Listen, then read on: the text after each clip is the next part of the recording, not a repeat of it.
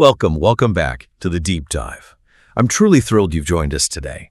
We're about to embark on what I think is an incredibly empowering journey, especially if you're navigating that wonderful, sometimes winding path of learning English.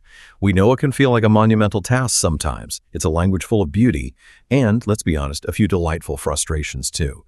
And today, we're taking a deep, insightful plunge into one of those fascinating, often tricky, but ultimately really rewarding terrains, the world of English phrasal verbs. I completely understand the feeling. It can seem like you're wrestling with a new beast every time you encounter one, right? A new puzzle to solve. But trust me, understanding these linguistic powerhouses isn't just about adding more words to your vocabulary list. It's really the key to unlocking truly natural, authentic English.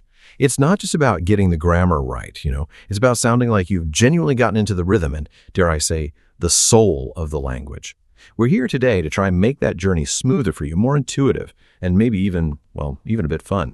That's absolutely right. And our mission for this deep dive today is, I think, crystal clear. We're going to systematically demystify phrasal verbs.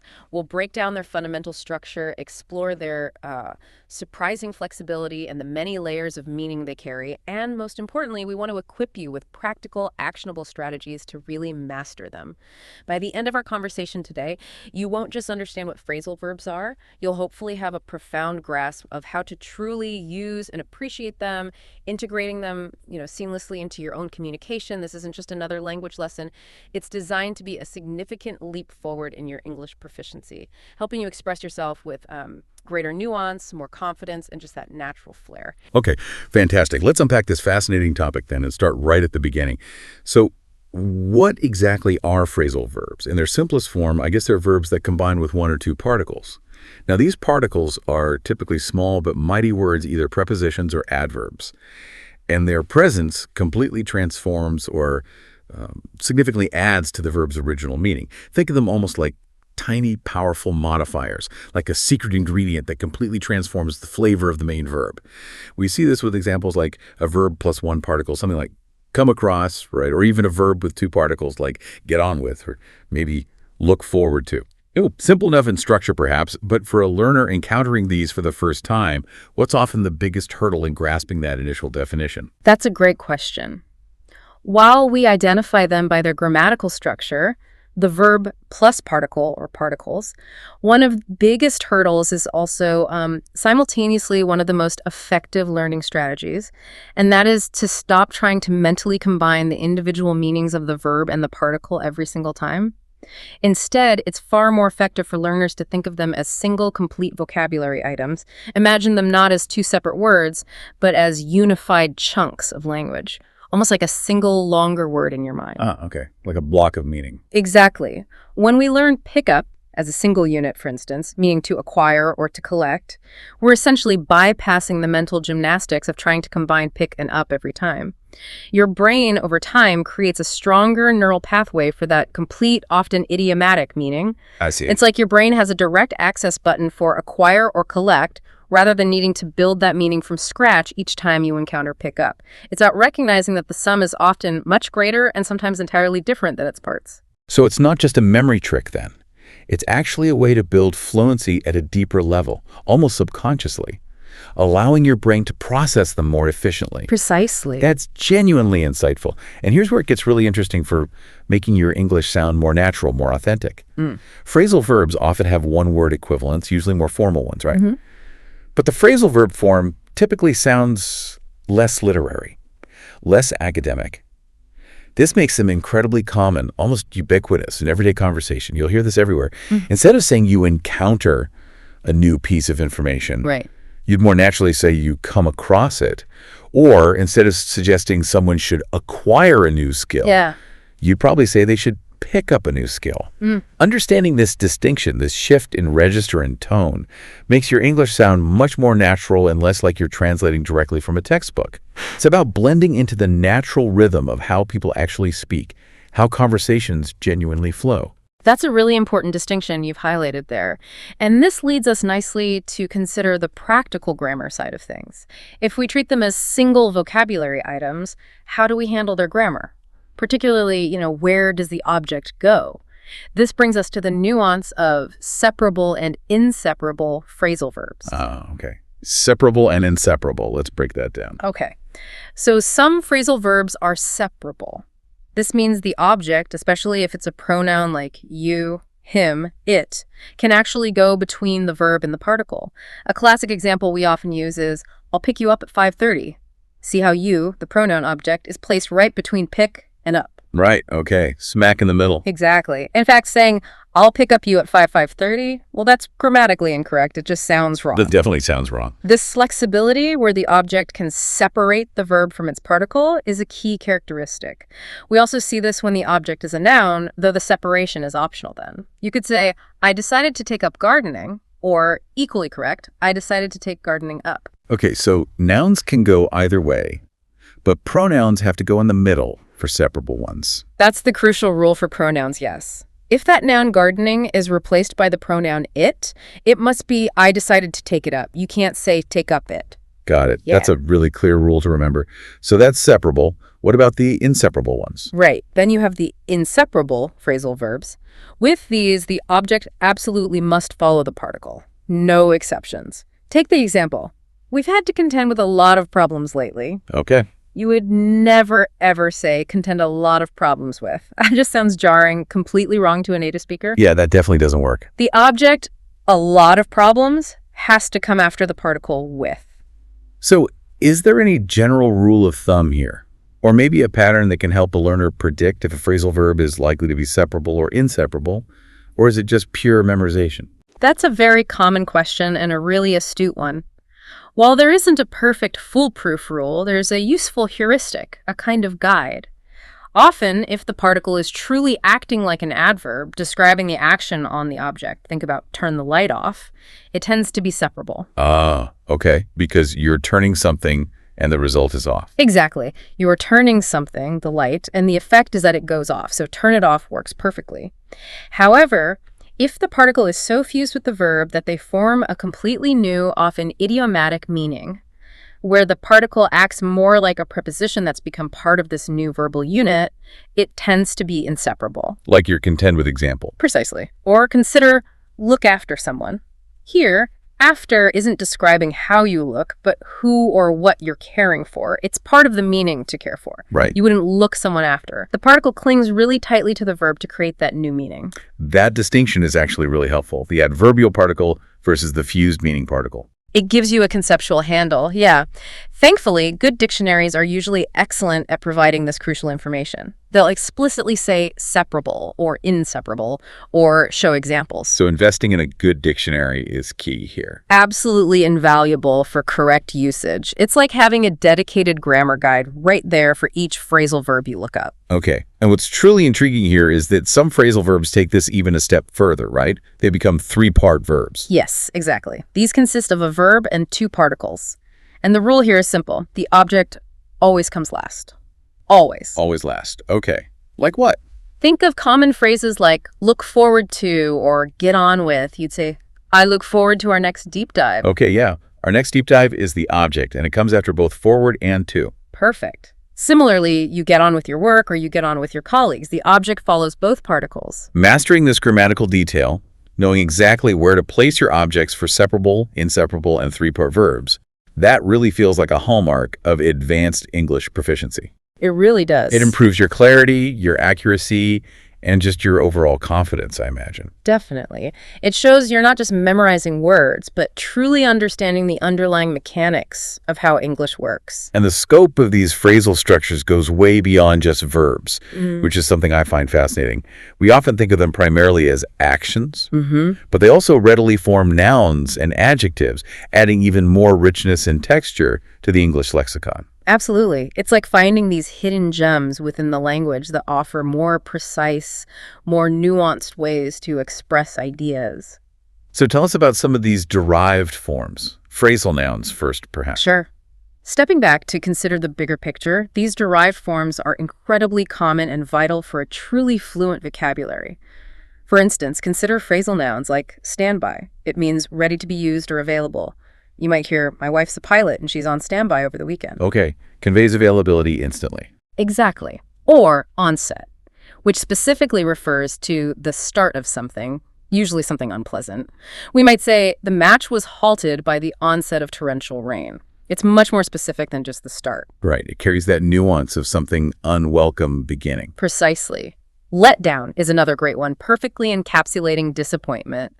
The concert turned out to be a terrible letdown. Yeah, you can feel the disappointment in that word. You really can. We also frequently use backup for support, warm up for preparation before an activity, input for a contribution or feedback, and overkill for something that's more than needed, just excessive. Okay, those are all super common. Very common. And an interesting point about these phrasal nouns is that some have corresponding phrasal verbs. For instance, you have the verb set in, which relates to onset when describing how something like rain begins and continues.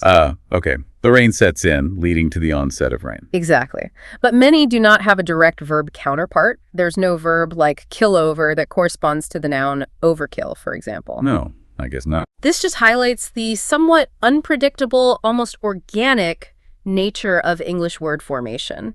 It means it's often best to learn them as distinct vocabulary items, noun and verb separately, if they both exist. That's a great observation about the unpredictability. And frankly, that's part of the charming challenge of English, isn't it? It keeps you on your toes. It certainly does. And it's not just nouns. We also have phrasal adjectives that are incredibly useful for describing people, things, and states. Yes, indeed. For example, outgoing perfectly describes someone friendly and energetic, as in, she's a very outgoing person, always ready for a chat. A very useful descriptive word. Very. Or think about worn out, which is beautifully versatile. It can describe something physically damaged from excessive use, like, my shoes are completely worn out after all that hiking. Okay, yeah, passive best. Or, much more personally, it can describe someone who is utterly exhausted. I feel completely worn out after that long flight. Oh, I know that feeling. We all do. So connecting this back to your learning journey, recognizing and actively using these noun and adjective forms dramatically broadens your expressive capabilities.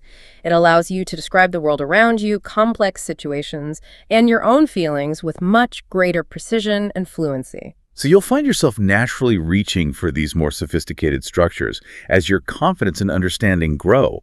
It's like unlocking new levels of expression. Exactly. It enriches your entire linguistic toolkit. So we've unpacked the basics of their structure, the grammar, the nouns, the adjectives. But here's an intriguing question that I often ponder myself. How can two seemingly simple words, just a verb and a particle, combine to create such a complex web of meanings, often vastly different from their original components? It's almost like they possess some kind of linguistic magic, transforming their simple parts into something entirely new. It does feel like magic sometimes. This brings us to a crucial concept, understanding the interplay between literal and metaphorical usage. And this feels like a huge key to unlocking the true power of phrasal verbs. It's absolutely true. The metaphorical extension is where much of the richness and, the initial challenge lies. Many phrasal verbs indeed have both a concrete, literal meaning, something you can often visualize physically, and then one or more abstract metaphorical meanings. Understanding the connection, however subtle it might seem between these different usages, can be a powerful memory tool. How so? Well, it allows you to build bridges between concepts in your mind rather than just memorizing definitions in isolation. Let's really dive into pick up as a prime example of this incredible versatility. Okay, pick up. Let's break it down. All right, literally the most basic meaning. You can pick something up from the floor. That's a clear physical action. You bend down, grasp it, lift it. Simple. Got it. But then the metaphorical meanings just explode, branching out in so many directions. You can pick up a language, meaning to acquire it, often seemingly effortlessly. Think about how children pick up their native tongue without formal lessons. Right, like absorbing it. Exactly. The weather can pick up, meaning it improves after a period of being bad or stormy. Okay, getting better. You can pick up a bargain at a sale, meaning you find something and acquire it cheaply. Getting a good deal. A radio can pick up a signal, meaning it receives it, captures it from the airwaves. Right. Even the entire economy can pick up, showing signs of improvement and growth after a slump. Improvement again. You can pick up a story where you left it, meaning to continue it, resume it. Okay, resuming. And of course, the very common one, you can pick someone up in your car, meaning to collect them. Wow, okay, that's an astonishing number of distinct meanings for just those two simple words. When you look at that whole spectrum, what's the underlying conceptual thread that ties them all together? That's the million-dollar question, isn't it? For pickup, it feels like it often revolves around taking something in, or maybe an improvement or acquisition. Does that sound right? That's a great way to put it. For pickup, the conceptual thread often relates to an increase, an acquisition, an improvement, or a collection, a sort of taking in or lifting in a non-physical sense. Once you recognize that underlying concept, the seemingly disparate meanings start to make a lot more sense. It makes learning them feel more intuitive. Like solving a linguistic riddle once you grasp that core concept. Exactly. And we see this pattern with many other powerful phrasal verbs. Consider warm up. Okay, warm up. Literally, you might warm up some soup on the stove. A direct physical act of increasing temperature. Simple. Right. But metaphorically, a fantastic singer can warm up the audience before the main act comes on stage. Preparing them, getting them ready. Precisely. Here, the meaning shifts to preparing them for a more receptive, engaged, or pleasant state. The connection is still about moving towards a better, more comfortable, or ready condition. That makes the learning so much richer, finding that subtle connection between the physical and the abstract. Another great one is fall into. Oh yes, fall into. Literally, you might describe an accident. The child tripped and fell into a puddle. A concrete, often accidental, physical descent or entry. Right, very visual. But metaphorically, someone like Alexander could say, I didn't really plan my career. I just sort of fell into my first job. Meaning he got it easily, almost by chance. Exactly, without much conscious effort or planning. The underlying concept seems to be an unplanned, often easy entry into a situation. It's a remarkable linguistic shorthand. It really is. Or consider climb down. Literally, you might see the cat climb down the tree after being stuck up there. A clear physical movement downwards. Oh, okay. But metaphorically, you'll often hear someone say in an argument, you'll never get her to climb down, meaning she stubbornly refuses to admit she is wrong or change her position. So it means to concede or retreat from a strong stance. Exactly. Here, climb down signifies a concession or a retreat. Recognizing these literal to metaphorical shifts isn't just about memorizing definitions. It unlocks a deeper comprehension and makes learning new phrasal verbs far more intuitive for you. You start to see the inherent logic, even in their apparent illogic. And that makes them stick, right? It's not just rote learning anymore. Precisely. It becomes meaningful learning. And stepping back for a moment, if we connect this to the bigger picture of language acquisition, words rarely exist in isolation. They collocate, meaning they frequently appear together with other specific words. This phenomenon is especially true and incredibly important for phrasal verbs. Collocations, yes. Learning them with their typical partners isn't just helpful, it's absolutely essential for speaking and writing more fluently and naturally. That's a crucial point, because simply knowing the definition isn't enough if you don't know how it pairs with other words in a sentence. Learning phrasal verbs with their typical collocations as chunks of language, as you said earlier, helps immensely. Think about pour over. What do you typically pour over? Right. You pour over a book, maybe a manuscript, or a list of names. Exactly. What do these typical partners have in common?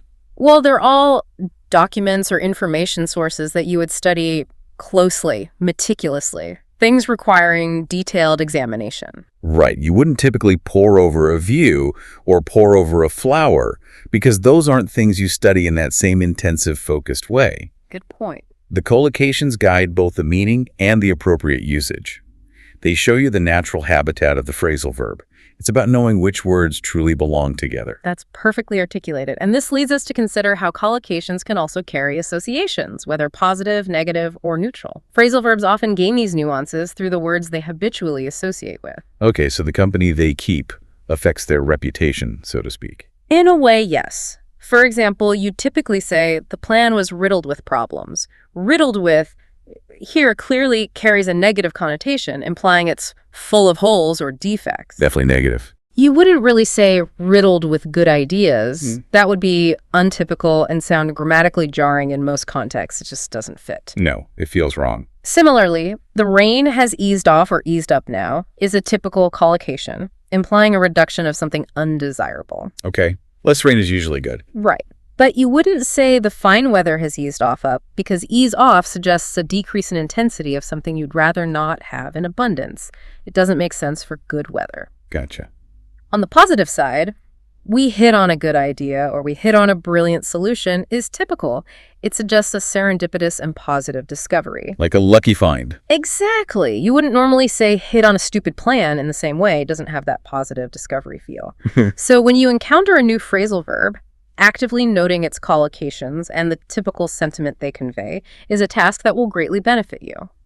This contextual learning is far more effective than trying to memorize definitions alone. It's truly about learning how words live together in the wild. That advice about actively observing collocations feels incredibly practical because it ties directly into how we naturally learn patterns in language, doesn't it? It really does. It mirrors natural acquisition. And speaking of context, let's talk about register, which is all about whether language is formal or informal and how it varies by specific situations, like a particular job, a social setting, or an academic discussion.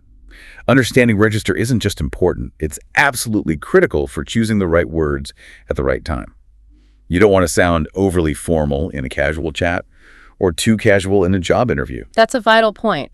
A truly intriguing aspect here is that while many phrasal verbs are indeed typical of less formal, everyday English, Yeah, that's the common perception. the significant number, like put forward, are perfectly appropriate in neutral and even highly formal contexts, like academic writing or business proposals. Really? Like put forward. I might have thought propose was the only formal option. Well, propose is certainly formal, but put forward is often perfectly acceptable too, even in quite formal settings. This leads us to consider why this distinction? Why do some feel casual and others more formal, even when both describe similar actions? Yeah, where did that difference come from? Often it comes down to historical linguistic roots. Many phrasal verbs have Anglo-Saxon or Old English origins. These are the older, more direct, and often more, visceral roots of the English language. Okay, the core native words. Exactly. Their more formal single-word equivalents, however, often stem from Latin or French, imported into English over centuries, particularly after the Norman conquest. So, for example, put forward has an Anglo-Saxon etymology. It feels direct and common, while its more formal counterpart, propose, is of Latin origin. Ah, that's fascinating. It is, and it's interesting to note that propose comes from the Latin prefix pro, meaning forward, added to the Latin root pose, meaning put, directly paralleling the phrasal verbs meaning put forward, but carrying a different historical weight and formality. So the meaning is identical, but the origin gives it a different feel. Precisely. Consider other pairs. Look into versus investigate. Find out versus discover. Come up with versus invent or devise, or get rid of versus eliminate. Okay, I see the pattern. Phrasal verb feels more everyday, the single word more formal or technical. Generally, yes.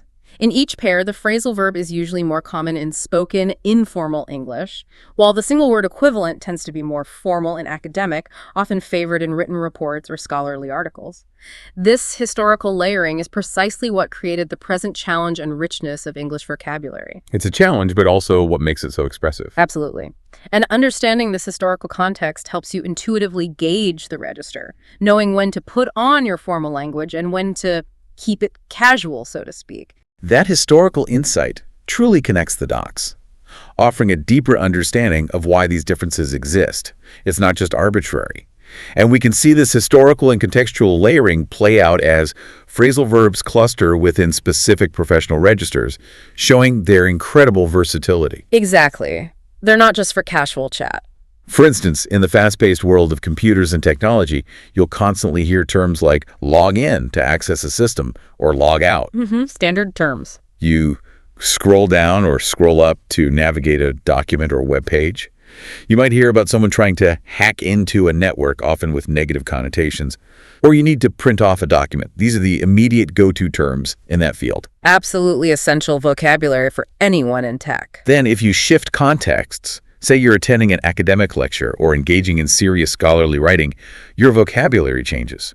You'll frequently encounter verbs like sum up to summarize a complex argument at the end. Right, a concluding move. You put forward a new theory or a specific idea for consideration. You need to back up a claim with robust evidence. Crucial for academic rigor. Sometimes you might strategically gloss over minor details to keep the focus on the main point. Or you explicitly base your findings on extensive research or data. All standard academic phrasal verbs. And then shift again to the dynamic realm of money and business. A completely different set of phrasal verbs comes into play.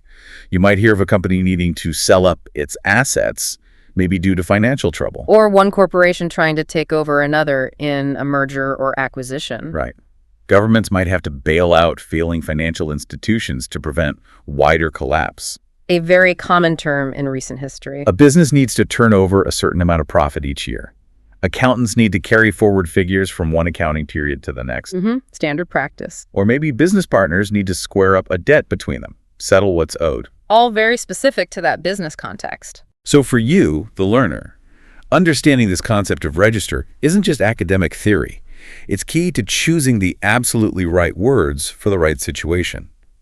Whether you're having a casual chat with friends over coffee, delivering a crucial formal presentation at work, or crafting a nuanced academic paper, it's about being effective, appropriate, and truly fluent in every context. Couldn't agree more. It's about communicative competence, not just grammatical knowledge. Okay, now, after delving into all these nuances, the grammar, the metaphors, the registers, learning all these phrasal verbs might feel like, well, a pretty significant undertaking. It can seem overwhelming. It can definitely feel that way at first. But I want to offer you some genuine encouragement and truly actionable advice right now. This isn't just about passively absorbing information from us. It's about actively engaging with phrasal verbs and making them your own, taking control of the learning process. Indeed. We're offering several tried and true methods that can make a profound difference in your learning journey, helping you move from just understanding them to achieving true mastery. First, and this is really crucial, try to cultivate positive thinking. Overcome that initial hurdle of difficulty and, let's face it, intimidation. Yeah, they can be intimidating. They can. Approach phrasal verbs with curiosity, not dread. Think of them like little linguistic puzzles. Solving them, appreciating their cleverness, can actually be incredibly satisfying once you get into it. Changing the mindset from chore to challenge or puzzle. I like that. Exactly. Second, actively strive for active usage. Move beyond just recognizing and understanding phrasal verbs when you hear or read them. That's passive knowledge. Make a conscious effort to use them in your own speaking and writing. This active production is what truly solidifies learning. It pushes them from your passive vocabulary into your active, readily accessible toolkit. So don't just understand put off. Try to use it in a sentence like, I need to stop putting off my homework. Precisely. Use it or lose it, as they say. Third, cultivate observational learning.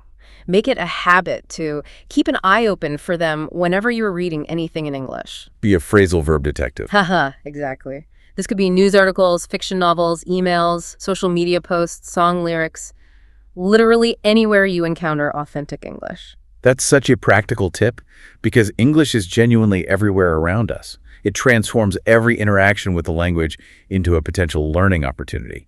You're not confined to a textbook. Absolutely. And when you do find them, don't just jot down the verb in isolation. That's not very effective.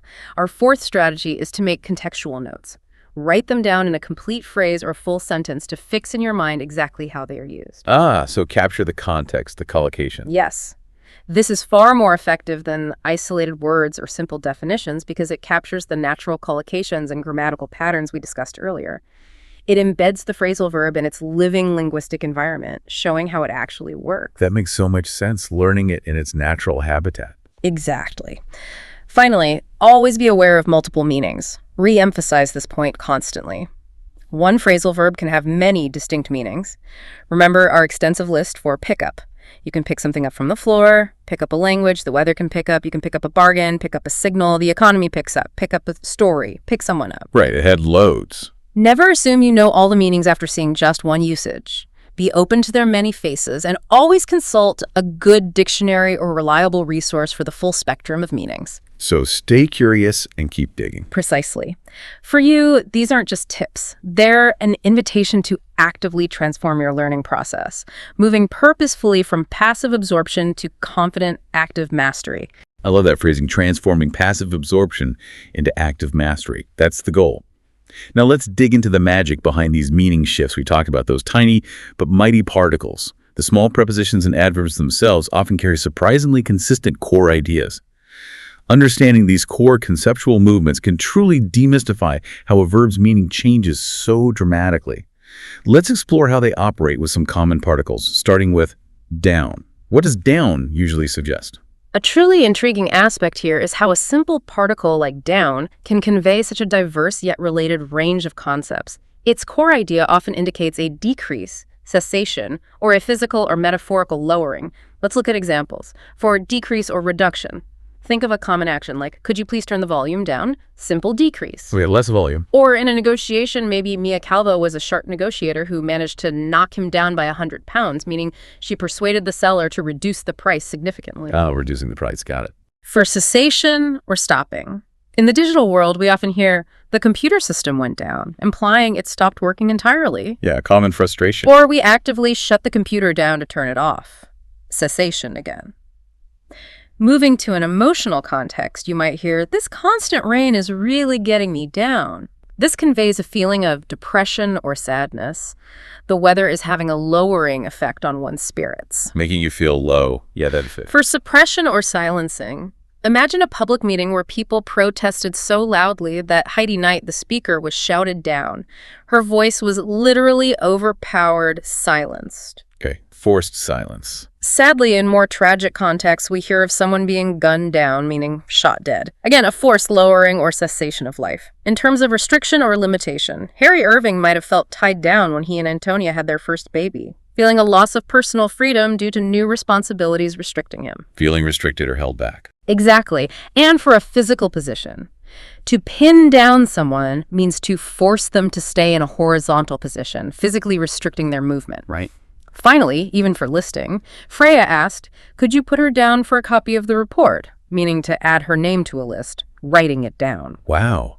So diverse, yet you can really see that conceptual thread of downness, lowering, reducing, stopping, restricting, running through all of them. Exactly. It provides a kind of conceptual anchor. That's incredibly insightful. Yeah. It makes those various usages much clearer. Now, what about in? That's another particle that does so much heavy lifting. What kind of core ideas does in typically convey? In very often relates to entry, inclusion, involvement, or containment.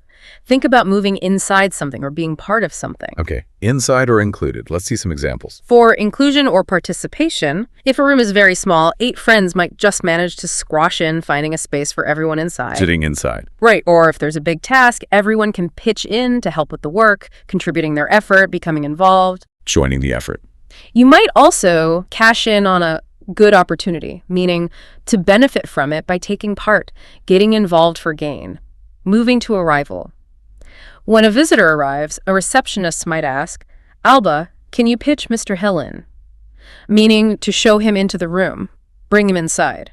Okay.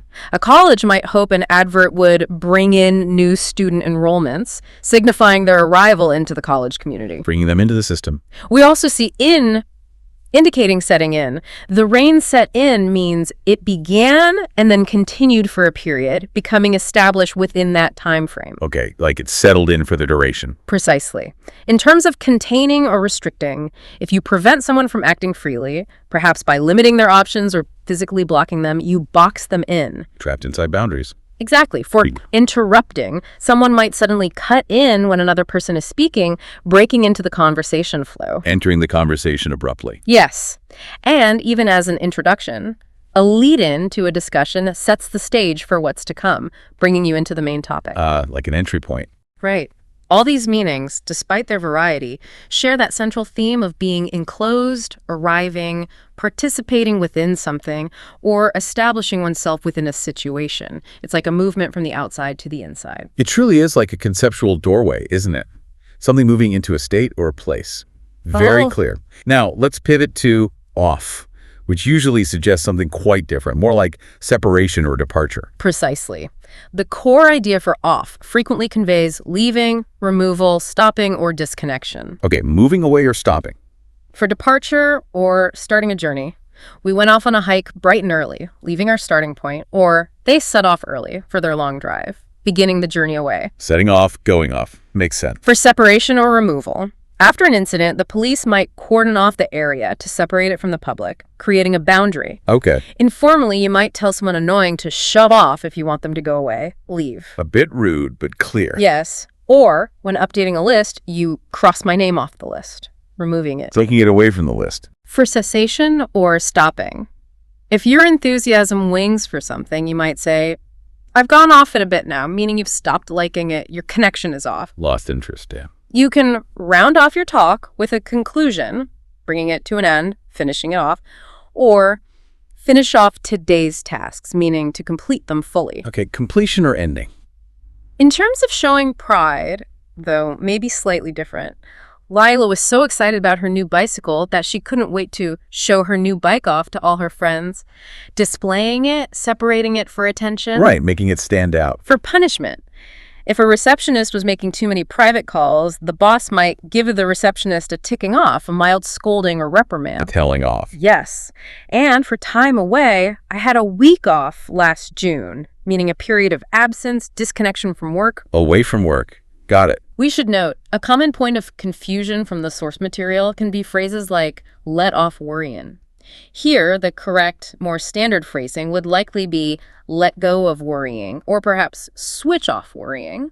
Let off usually implies release from punishment, or maybe a light omission. Ah, okay, so that specific example might be slightly atypical or need clarification. Potentially, yes. But even in the standard meanings, the core idea is often a sense of detachment, removal, completion, or departure. That makes perfect sense. A definite sense of moving away from something or stopping. Now let's pivot again, this time to on. This little word seems to imply the opposite. Continuation, dependence, or some kind of active engagement. Precisely. You've hit the nail on the head. The core idea for on often means continuation, reliance, attachment, or being in an active state. Okay, sticking with something or being active. For dependence or reliance, we often say, you can always rely on Daniel, he's very dependable, you attach your trust to him. Right. Or, in a critical situation, so much hinges on what you decide.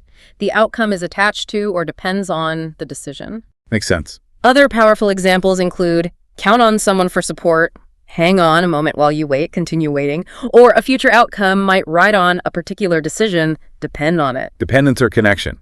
Got it. For continuation, often with a hint of irritation. I wish Georgia would stop droning on about Kenyan. It's getting tedious. The on emphasizes the annoying continuation. Yeah, you can feel the going on and on part. Exactly. This also applies to phrases like harp on the same point relentlessly, go on endlessly, and ramble on without a clear direction. The on adds that sense of continuous, often tiresome action. Okay. In terms of action or process. I worked on it till midnight implies sustained effort focused on the task. Or, before venturing out into the rain, we put our wet weather gear on, attaching it to ourselves. Right. A warning light comes on in a machine indicating it's now in an active state. Turned on. For attack or criticism, Elsa might have really gone on me in the office today, meaning she criticized me continuously and strongly. The attack was sustained on me. Okay. So these illustrate how on often denotes a sustained state, an active engagement, or an attachment, sometimes even an unwelcome one. Exactly right. It's about connection, continuation, or activation. It certainly does cover a lot. And then we have out, which feels like it often implies the opposite of in maybe extension, completion, or disclosure, getting something out into the open. Out, indeed, often signifies completion, revelation, exclusion, or movement from inside to outside. Okay, let's see the examples. For exclusion or leaving, if you're no longer welcome somewhere, someone might kick me out of a club, forced to leave. Right. Or if you want to leave a difficult situation or commitment, you might emphatically say, I want out, expressing a desire to be excluded. Very clear. If you don't want to be included in a group activity, you might say, count me out, don't include me. Exclude me, yep. For extension or protrusion, visually, the chalet roof juts out beyond the main structure, extending outwards from the main body. Sticking out. For completion, you finish up your breakfast or wrap up the discussions. Oops, those are up. Let's find out examples for completion. Ugh. A film production might tragically run out of money, meaning its funds are completely depleted, used up, gone out. Okay, running out, funds are gone. That works. Or you need to sort out a problem, meaning to resolve it, get the solution out, and bring order. Okay, resolving it, getting it sorted. In terms of disclosure or revelation, a secret or a story gets out when it becomes widely known, moving from secret to public. Coming out into the open. Or in a moment of surprise or pain, you might yell out or cry out the sound coming out of you suddenly. Okay. For criticism. Sophia might have lashed out at me in anger for wasting her time. The anger came out towards me. So here, out often marks the end of a process, running out, the revelation of something hidden, getting out, a movement from interior to exterior, yelling out, jutting out, or exclusion, kick out, count out. That makes sense. A movement outwards or towards exposure or completion. And finally, let's tackle up. This particle seems almost universally positive somehow, often indicating upward movement, completion, or improvement. Is that Generally right. You're absolutely right. Up generally conveys increase, completion, or improvement, making it one of the most intuitively understandable particles despite its many, many applications. Okay, let's hear some up examples. For upward movement, the most literal is you lift the table up to move it higher, or a parent tells a child to pick all your toys up from the floor, moving them from low to high or collecting them up. Simple physical movement. For completion, just like we accidentally mentioned earlier, you can finish up your breakfast or wrap up the discussion, signifying that something is brought to a complete end. The up here intensifies the completion. Okay, finishing completely. For improvement or increase, a clever business tycoon might attempt to buy up the world's supply of silicon, indicating acquisition of a large quantity, increasing their holdings. Right, accumulating. The weather will pick up after a storm improve. You can build yourself up in terms of strength and health after an illness increase strength, or you can jazz up something plain, like an outfit or a room, to make it more attractive or lively, improve its appearance. Lots of improvement meanings there. Definitely. In terms of preparation or arrangement, you might set up an interview with a candidate, arranging it.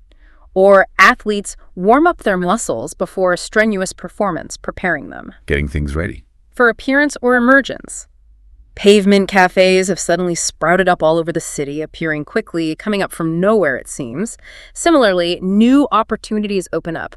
They appear, become available. Appearing or becoming available. And for collection, you gather up papers from a desk, bringing them together into a pile, collecting them up. Got it. Each of these examples for up carries that sense of accumulation, completion, increase, or ascent, making its core meaning quite versatile, but consistently positive or upward moving in some sense. It's a very productive particle. That deep dive into the core ideas of particles really shows their power. It helps demystify a lot of the seemingly random meanings. It gives you a hook to hang the meaning on. Hopefully, yes. It provides a framework. Now let's transition to how these patterns play out in common, relatable scenarios, starting with how they shape our social interactions. Relationships, in particular, are just brimming with phrasal verbs, aren't they? Oh, absolutely. They describe how we connect, argue, and interact in such subtle and nuanced ways. It feels like the language of relationships often relies heavily on them. Absolutely. Phrasal verbs are truly the subtle yet powerful tools that allow for nuanced social interaction and deep personal expression. They add color and precision. Let's explore some key areas. When forming relationships, you might meet someone new and instantly get on like a house on fire. Love that idiom. Meaning you clicked immediately. Exactly. You immediately liked each other and connected effortlessly. Perhaps you're at a conference and decide to bravely strike up a conversation with a stranger, starting something new. Takes a bit of courage sometimes. It does. Over time, as you get to know someone, you might gradually warm to somebody, meaning you start liking them more and more. Okay. A gradual liking. And sometimes, a shared experience, good or bad, can bring us together, causing people to become friendly and forge a bond. Like that shared experience creates the connection. Precisely. But relationships aren't always smooth sailing, are they? We need language for the tricky bits, too. Definitely need that. So managing conflicts. Right. People might sometimes dig their heels in, stubbornly refusing to do what others are trying to persuade them to do, becoming intransigent. Being stubborn. Got it. Someone particularly clever or skilled might run rings around another person in an argument, meaning they easily outwit them, they're much cleverer. Outsmarting them completely. Yes. We also have that vivid idiom we mentioned, cut off your nose to spite your face. Right. Doing something angry that harms yourself more. Exactly. Doing something out of anger or resentment that ultimately causes you more problems than the person you're upset with. Hopefully, after an argument, people can patch things up. Trying to repair the relationship. Yes, trying to improve their relationship and mend fences. Or they might need to iron out, clear up, or smooth over misunderstandings and problems to restore harmony. Resolving the issues. Different ways to say resolve. Unfortunately, sometimes deep issues can come between people, causing significant problems in a relationship, separating them. Creating distance. And sadly, some individuals might attempt to play on another person's fears or weaknesses to manipulate them, exploiting vulnerability. That's a nasty one. It is. In terms of expressing personality or influence, a person might consistently come across as calm and professional. Their behavior makes people perceive them that way. The impression they give. Yes. A good leader or friend might actively draw out shy people, encouraging them to speak and share their thoughts, bringing their personality out. Helping them participate. Similarly, certain challenging situations or supportive people can bring out the best in someone, making their positive qualities more noticeable. Highlighting their strengths. If you vouch for someone, you're publicly stating that you know they are good and trustworthy. You're guaranteeing their character. Okay, giving your support. And you can often see genuine happiness when someone's face lights up with a smile. Their happiness shines out. Or you might speak out to bravely give your opinion on an important matter, making your voice heard. Taking a stand. Exactly. Those are such vivid and relatable examples. I particularly love the anecdote I came across about Lucas and Isabel. Complete strangers, apparently, found themselves literally getting stuck together in a lift for an hour. Oh, wow. Awkward or romantic? Well, as Lucas later recounted with a twinkle in his eye, he said, "That's actually what brought us together." So romantic. It really illustrates how a shared, unexpected experience can forge a powerful connection. Doesn't it? And on the flip side, I remember hearing about Jessica at work, genuinely worried about her promotion prospects, saying, "I think Sophie's really gunning for me." Oh, feeling targeted. Exactly. That phrase perfectly encapsulates the feeling of being targeted or undermined, someone actively trying to get your position. These little stories really bring the language to life and embed the meaning, don't they? They absolutely do. They add so much color and depth to everyday stories and human interactions. It shows how integral these verbs are. Now, let's shift our focus slightly to achievement, setbacks, and how we navigate challenges, the phrasal verbs for success, failure, and problem solving. Okay, moving from relationships to goals and obstacles. Exactly. These are absolutely crucial for discussing progress, difficulties, and outcomes in both your professional and personal life. You need this vocabulary to talk about striving and achieving, or, well, not achieving. Here's where we really get to articulate our journey through life, right? From triumphs to tribulations and the proactive steps we take to overcome obstacles. Precisely. When achieving success, you might hear about someone who won through after trying incredibly hard against tough odds. They succeeded despite difficulties. Persevered and succeeded. Yes. A smart business might capitalize on unexpected publicity to benefit from a situation, take advantage of it. Turning something to their advantage. Sometimes, after a difficult experience, individuals or teams come out stronger, ending up in a much better, more resilient position than before. Growing from adversity. If you succeed very easily, almost effortlessly, you sail through something, like an exam or an interview. Easy success. Or more generally, you simply make it, meaning you succeed in doing something important you set out to do. She finally made it to the top. Reach the goal. You might also set up a new interview, establish a new business, or arrange an event. Initiating something successfully? Okay, lots of ways to talk about success. But life inevitably throws challenges our way. It certainly does. So we also need to describe facing failure and problems. What have we got there? A fair few. A company might lose out to a competitor, failing to gain an advantage in a bid or contract. They were unsuccessful compared to someone else. A meticulously planned project might unexpectedly fall through, meaning the plan fails to happen, it collapses. The plan failed. Very common. If you do something very badly, perhaps messing up a critical task or presentation, you might say you mucked it up or botched it up. Slangy, but common ways to say failed badly. Ruined it, basically. Pretty much. Sometimes you only just manage to scrape through a difficult situation or exam, succeeding but with extreme difficulty, just barely. Passing by the skin of your teeth. Exactly. And who hasn't been snowed under with an overwhelming amount of work at some point, just buried in tasks? Tell me about it. Or found themselves bogged down in too many minor details, getting stuck and preventing progress on the main goal. Lost in the weeds, yeah. You might also suddenly run into difficulties, beginning to experience unexpected problems. Encountering issues. Or have to contend with a particularly challenging situation or person, meaning to deal with something difficult. Facing up to the challenge. Those definitely resonate with anyone who's ever pursued a goal. But importantly, There are also a wealth of phrasal verbs for problem solving and decision making.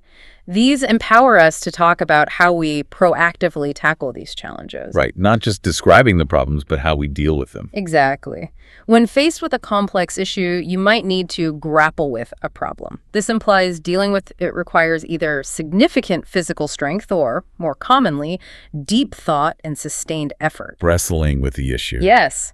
To find a solution, colleagues might thrash out the details in a meeting, discussing it thoroughly, perhaps argumentatively, to reach an agreement or find the best way forward. Hammering out a solution. To understand a confusing situation, you might need to piece together fragments of information, like a detective building a case. Assembling the facts. When making a crucial decision, you might mull it over carefully for a long time, contemplating all the angles and consequences. Thinking deeply. And then, hopefully, you confidently decide on a specific course of action after that careful thought, making the choice. Okay. Before acting, you might strategically size up a situation or a person to make an informed judgment about them, assessing them. Getting the measure of something. And hopefully you ultimately work out a resolution to your problem. Find the solution. Solve it. Sometimes, when all other options have failed, you might have to reluctantly resort to or fall back on a less ideal last resort option, using plan B or C. Having a backup plan. And wisely, organizations often take steps to safeguard against unpleasant situations or potential risks, protecting themselves in advance. Proactive protection. Makes sense. You can imagine a CEO, for instance, giving a report talking about how their company successfully capitalized on publicity to win back customers after a crisis. Okay. Even though a crucial takeover bid fell through, but ultimately, through perseverance and smart decisions, they won through and achieved their recovery goals. That really paints a picture of business strategy using phrasal verbs. It does. These verbs truly help you articulate your achievements and challenges, both professionally and personally, with precision and impact. They're the language of action and outcome.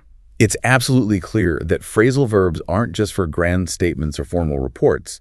They are completely interwoven into the very fabric of daily life. There are constant companions in English, from the biggest triumphs to the smallest, most mundane routines. You can't really escape them. That's absolutely right. You really can't. Let's look at how they permeate various common domains, making our language richer and more specific, often without us even noticing we're using them. Think about the household and routine. For tidying and cleaning, you might clean up after the kids, clear away the dishes after dinner, put away your clothes, or mop up a spill on the floor. Everyday chores. You might need to block up a drafty hole in the wall, or quickly straighten up a messy room before guests arrive. Quick tidying. If you're decorating, you could do out a room to completely change its style, or maybe just smarten up your appearance before going out for the evening. Decorating and getting ready. To discard something unwanted, you simply chuck it away. Very informal, but common. Throw it out. When you move to a new place, it takes time to settle in and feel relaxed and comfortable in your new surroundings. Adjusting to a new home. For clothing, you zip up a jacket. You might need to let down trousers to make them longer if you've grown, or take up trousers to make them shorter. Alterations. You dress up when you wear special clothes for a party or formal event. Or if you've lost weight, you might proudly say you can finally get into your old favorite jeans again. Fitting into clothes. Yes. See? Everywhere. What about health? Health and well-being is another huge area. When it comes to illness, you might throw off a cold relatively quickly if you're lucky. Get rid of it. Recover quickly. Or, unfortunately, you might pick up a new illness, like a bug that's going around, catching it. Right. Mercifully, a mild skin condition might clear up on its own. It disappears. But a chronic condition, like asthma or an allergy, might unfortunately flare up again periodically, become active again. Getting better or worse. You might break out in a sweat from exertion or nervousness, or break out in a rash due to an allergic reaction, appearing suddenly on the skin. Okay. A wound or cut will slowly heal up, and swelling, perhaps after an injury, will gradually go down. Recovery processes. A blocked nose is commonly described as being bunged up. Very descriptive. Huh? Yeah. Stuffed up. For fatigue and sleep, you might easily drop off or nod off while watching TV late at night, fall asleep unintentionally. Drifting off. Or a strong medication like a sleeping pill might knock you out, making you sleep very heavily. Making you unconscious almost. A serious illness can severely take a lot out of you, leaving you feeling weak and drained. So afterwards, you need to gradually build yourself up again, regain strength. Recovering energy. If you're extremely tired or overworked, perhaps stressed for a long time, you might describe yourself as feeling burnt out, completely washed out, or utterly worn out. Different ways to express extreme tiredness. Exhausted. Very useful vocabulary. And body movements also rely heavily on phrasal verbs for precise description. You might huddle up with others to keep warm. Grouping together. You spread out your arms for a hug or curl up on the sofa with a good book. Common postures. You bend down to pick something up from the floor or stretch out your hand to greet someone or reach for something. Basic movements. Before exercise, it's important to loosen up or warm up your muscles to prevent injury. Preparation. If someone is very ill and losing weight rapidly, they might sadly be described as wasting away, becoming thinner and weaker. A concerning state. When anxious or stressed, your muscles can involuntarily tense up, becoming stiff. Physical reaction to stress. If you fall over, hopefully you can pick yourself up, both literally and metaphorically. Yes, indeed. You might double up, either laughing uncontrollably, bending over with laughter, or bending over in sudden sharp pain. Doubled over. Or you might swing around quickly when you hear an unexpected noise behind you, reacting quickly. Okay, the body in motion. What about communication? That must be full of them too. Oh, communication and sound are incredibly rich with these verbs, describing how we talk and listen and the noises around us. For describing speaking styles, someone might go on at you, criticizing continuously or nagging. Nagging, yes. You might run through an explanation or presentation quickly before a meeting, summarizing the key points. Quick summary. Some people, unfortunately, love to hold forth, talking for a long time about a subject, often in a boring or opinionated way. Like giving a lecture nobody asked for. Exactly. You might choose to gloss over minor details or awkward points to focus on the main message or avoid embarrassment. Skipping the difficult bits. Or someone might talk at you, speaking without really listening to your responses or engaging in a proper dialogue. One-way conversation. Very annoying. It is. You might be able to reel off a long list of facts or names quickly and easily from memory. Reciting effortlessly. Or, in a more confrontational situation, you might try to wring the truth out of someone who is reluctant to share information, forcing it out of them. Extracting information. Someone might bombard you with questions, asking too many too quickly. Overwhelming you with questions. In a moment of surprise or carelessness, you might blurt out something suddenly, without thinking. Saying something impulsively. Your voice might dry up if you get very nervous while speaking, making it hard to talk. Losing your voice from nerves. Or you might clam up completely, becoming suddenly silent, perhaps due to shyness or fear. Shutting down communication. To get someone's opinion informally before making a decision, you might sound them out.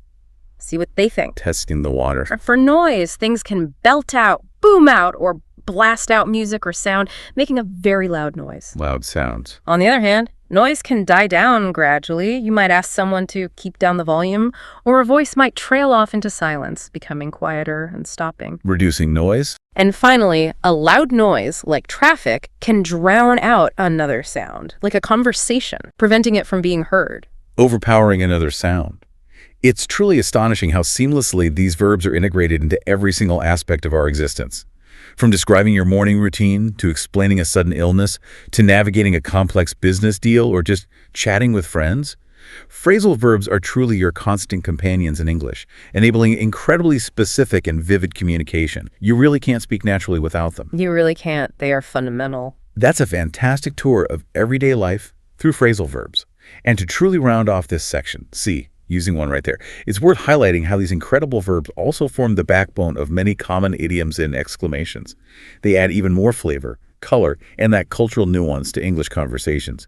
Indeed. If we connect this to the bigger picture again, phrasal verbs are absolutely essential for sounding truly fluent and understanding the subtle nuances of everyday native speaker communication. We've already touched on powerful idioms like cutting off her nose to spite her face and get on like a house on fire. Right, those fixed expressions. These fixed expressions built with phrasal verbs are like cultural shortcuts. They convey complex ideas in a memorable, vivid way that single words often can't capture as effectively. But beyond those longer idioms, they also form a significant portion of our common exclamations and warnings. These are almost universally informal and often carry a strong emotional charge. They're the quick commands and reactions of daily life. Okay, like short, punchy phrases. Exactly. Think about how often you hear or use, come on, use for encouragement, come on, you can do it. Or impatience, oh, come on, hurry up. Very versatile. Hurry up. A clear expression demanding speed, wake up, can be literal or figurative if you're telling someone to pay attention, stop daydreaming. Yeah, with the program. Shut up. I used to tell someone to stop talking. We have to add a note here. Be very careful with this one. It can be highly informal and often perceived as rude, depending entirely on the context, your tone of voice, and your relationship with the person. Yeah, tread carefully with shut up. Definitely. Or possibly go for it. Strong encouragement to try something boldly, take the chance. Yeah. Do it. Keep it up. Telling someone to continue doing well, maintain their good work or effort. Positive reinforcement. Drink up or eat up. Encouraging someone, often a child, to finish their food or drink completely. Finish it all. Go ahead, giving clear permission to do something. Feel free. Watch out or look out. An urgent warning of immediate danger. Ranger. Be careful. Hold on, meaning to wait for a moment? Wait a sec. Calm down. Telling someone to reduce their anger, excitement, or panic. Relax. And maybe get off. Telling someone, perhaps forcefully, to stop touching something or someone. Stop touching me, they. What's genuinely fascinating here, and really important for learners, is the sheer importance of context and tone, especially for these warnings and exclamations. They can mean very different things depending on how you say them. Exactly. They can vary greatly in perceived politeness, from playful banter among close friends, oh, shut up, teasingly, to sharp reprimands or urgent warnings. So choosing the right one and delivering it appropriately with the right intonation and facial expression is a subtle but critical art for achieving genuine fluency. It's about understanding the pragmatics, not just the words. Precisely. Mastering these common expressions will truly help you sound like you've moved beyond just grammatical correctness to genuine, natural, effective communication in English. They're part of the living language. Absolutely. Those are the phrases that really make you sound like you belong in the conversation. Well, we've certainly covered a tremendous amount of ground today, haven't we? It feels like a real whirlwind tour of the phrasal verb universe. It really does. My head is spinning slightly, but in a good way. Haha. Good. This deep dive has hopefully shown us all that phrasal verbs, while they might seem daunting initially, maybe even a source of frustration for learners, Definitely frustrating sometimes. they are a truly rewarding and absolutely essential area of English to master if fluency is your goal. We've explored their unique structure verb plus particles. We've delved into their intricate grammatical nuances like separability and those three-part verbs. We discovered how they cleverly extend beyond just actions, forming versatile phrasal nouns and adjectives that enrich our vocabulary. Right, like let down and worn out. Exactly. We've unlocked their profound metaphorical power, highlighting how a core literal meaning can branch out into so many vivid, abstract expressions. The pickup example really drove that home. And crucially, we've seen the paramount importance of learning collocations, which words go together, and understanding register, formality, to ensure you're not just speaking correctly, but truly naturally and appropriately. And please, remember those practical learning strategies we discussed. Things like active usage, not just passive recognition, and making those contextual notes in the sentences. Positive thinking, too. Don't forget that one. Absolutely. Each one of those strategies is a deliberate, powerful step you can take towards greater fluency and confidence with phrasal verbs. It truly is a continuous, incredible journey, this whole process of learning a language. And your dedication, just by listening to this deep dive, your dedication to learning and improving your English is something to genuinely celebrate. Every single phrasal verb you learn, every subtle meaning you grasp, every nuance you begin to use naturally in conversation, it's another significant step forward. It moves you towards that goal of effortless, natural communication in English. You've gained invaluable tools and hopefully a fresh perspective today for the path ahead. So keep practicing, keep observing, keep noticing them everywhere, and most importantly, keep actively using these powerful, expressive elements of English. Don't be afraid to try them out. Well said. And as you continue your journey, maybe here's a final thought to take away with you. Consider how a simple shift in that tiny particle, just changing in to out or up to down, can completely redefine a verb's meaning. How that subtle change influences everything from a casual chat with a friend, what are you up to a formal report you might write for work. We need to look into this issue. It's amazing how much weight those little words carry. It really is. It makes you realize how much power lies in these seemingly insignificant elements of language. It prompts the question, what other small elements in English might hold such immense power to transform your understanding and expression? That's a fascinating thought to mull over, isn't it? What other tiny keys unlock big doors in the language? Precisely. Food for thought. That's a wonderful, thought-provoking idea to leave with. Thank you so much for joining us on this deep dive into the often complex, but ultimately fascinating world of English phrasal verbs. We sincerely hope it's illuminated a path forward for your English learning journey and maybe made them feel a little less intimidating. If you found value in this deep dive today, please take a moment to like this episode, share it with friends, colleagues, or anyone else who might benefit from mastering these challenging but rewarding parts of English. And of course, please subscribe to the Deep Dive channel to ensure you don't miss our next exploration into the fascinating world of knowledge. Keep learning, keep growing, keep using those phrasal verbs, and we'll catch you next time.